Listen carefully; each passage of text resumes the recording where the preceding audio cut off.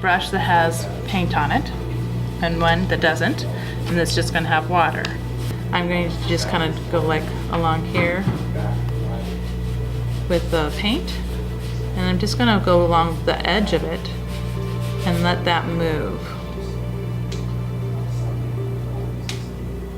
And see how it just kind of takes that and just moves it. And I didn't go very far, but I'm going to just keep on going with that down to this edge that I can wipe my brush on, so I can just have it wet again. And I'm going to move it down a little bit further.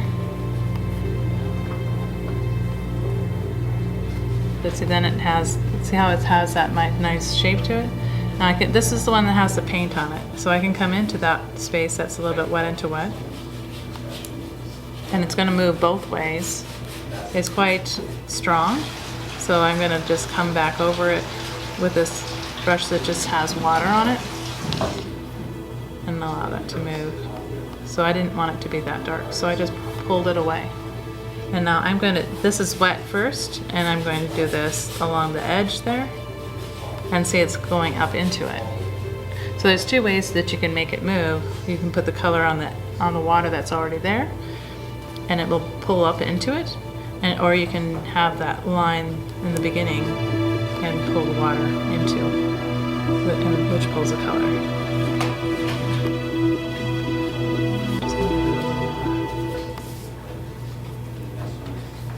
And you don't want it all the same, because edges, to make it look more real, it won't have it all the same.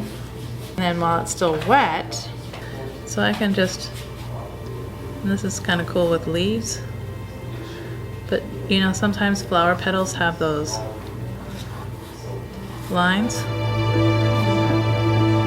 and so you can draw those in only while it's still wet. So I did a bigger stroke here, so say I did a thicker stroke, and then I'm going to come back with the water, and I go into it about halfway and pull it down. Okay. And soften it a little bit because it's pretty dark.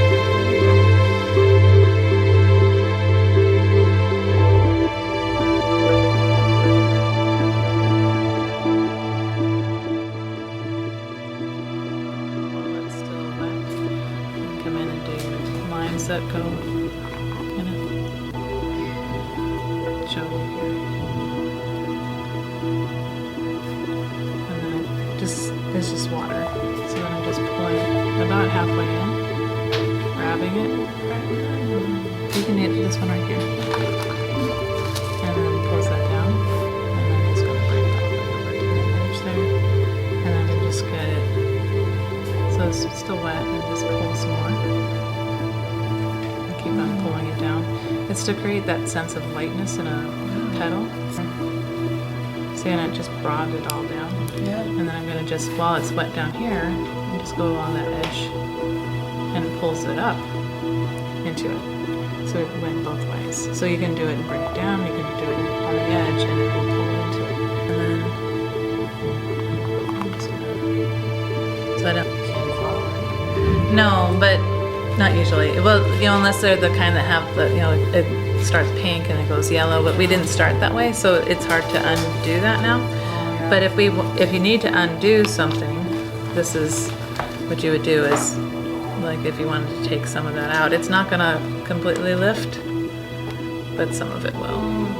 So we could like lift the tips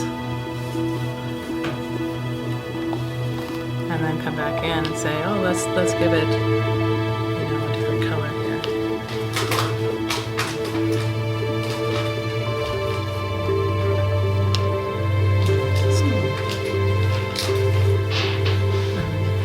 And then you can let those mingle a little bit as it comes up, and then you have one of those or multi-colored petals. Yeah.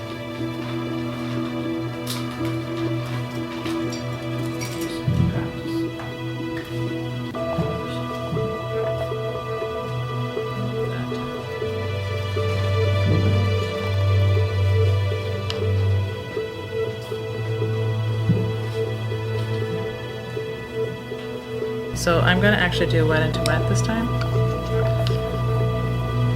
and allow colors to mix right on the palette. So I got it wet. I'm going to put purple at the base of this.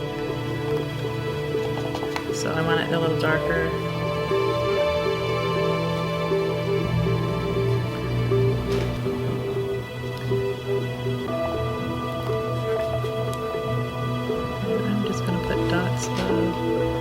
But it makes a nice brown with ochre colors when I mix it with the purple. And what happens then, I have to tip it, salt, a little salt to it. And then it will start pulling it. So I have to wait now for this to dry before I can do those back petals, because otherwise they'll just bleed into it, just like we were doing. So to do this done. Come right along the side of it.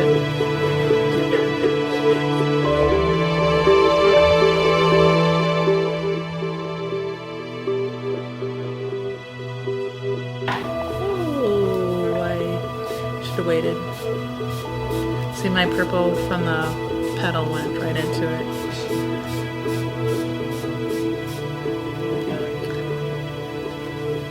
I'm just trying to do that right to that close edge on this side.